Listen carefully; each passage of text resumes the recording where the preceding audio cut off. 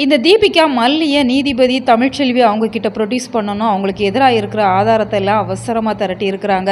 So அவங்களுக்கு உடனடியாக தண்டனை வாங்கி கொடுக்கணும் அப்படிங்கிற மாதிரி தான் இப்போ நீதிபதியோட வீட்டுக்கு வந்திருக்கிறாங்க. நீதிபதி தமிழ்ச்செல்வி அப்படிங்கிற மாதிரி தான் போட்டிருக்கிறாங்க. இந்த நீதிபதியை பொறுத்த வரைக்கும் நிச்சயமாக ஒரு நேர்மையானவங்களாக தான் இருப்பாங்க அப்படிங்கிறதால மல்லியை பார்க்கவுமே அவங்களுக்கு நல்லாவே தெரிஞ்சிடும். இந்த பொண்ணு இந்த விஷயத்த பண்ணுறதுக்கு வாய்ப்பே இல்லை, தீபிகா தான் ஏதோ தவறுதலாக பண்ணியிருக்கிறாங்க அப்படிங்கிறத அவங்க மல்லியோட முகத்தை பார்த்தே தெரிஞ்சுக்கிறாங்க. ஏன்னா எவ்வளவோ போலீஸ் லாயர் நீதிபதியெல்லாம் நம்ம பார்த்துருப்போம். குற்றவாளி யார், குற்றவாளி இல்லாதவங்க யார் அப்படிங்கிறத அவங்க அழகாக கண்டுபிடிச்சிருவாங்க.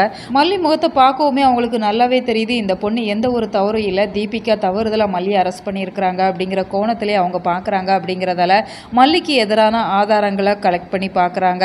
இந்த விஷயத்துக்கும் இப்போ மல்லிக்கு எதிரான ஆதாரங்களுக்குமே நிறைய முரண்பாடுகள் இருக்குது. அப்படிங்கிறதால தீபிகாவை லெஃப்ட் அண்ட் ரைட் விட போகிறாங்க. நீங்கள் தேவையில்லாமல் அவசரமாக மல்லியை அரெஸ்ட் பண்ணியிருக்கிறீங்க அப்படிங்கிற மாதிரி தான் இப்போ தீபிகா கிட்ட மாற்றி அந்த நீதிபதி கொஸ்டின் பண்ணிட்டு இருக்கிறாங்க. இப்போ தீபிகாவால் வேற எந்த ஒரு பதிலுமே சொல்ல முடியலை.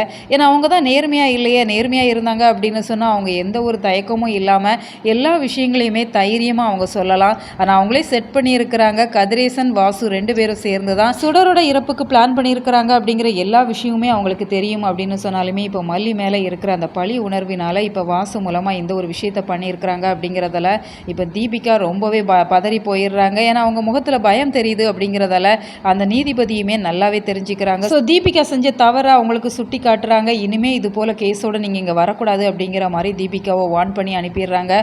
மல்லியுமே நன்றி தெரிவித்து வீட்டுக்கு போகிறாங்க. ஸோ வெயிட் பண்ணி பார்க்கலாம். உங்களோட கருத்துக்கள் என்ன அப்படிங்கிறத கமெண்ட்டில் தெரியப்படுத்துங்க. மேலும் இது போன்ற வீடியோக்களுக்கு நம்ம சேனலை சப்ஸ்கிரைப் பண்ணுங்கள்.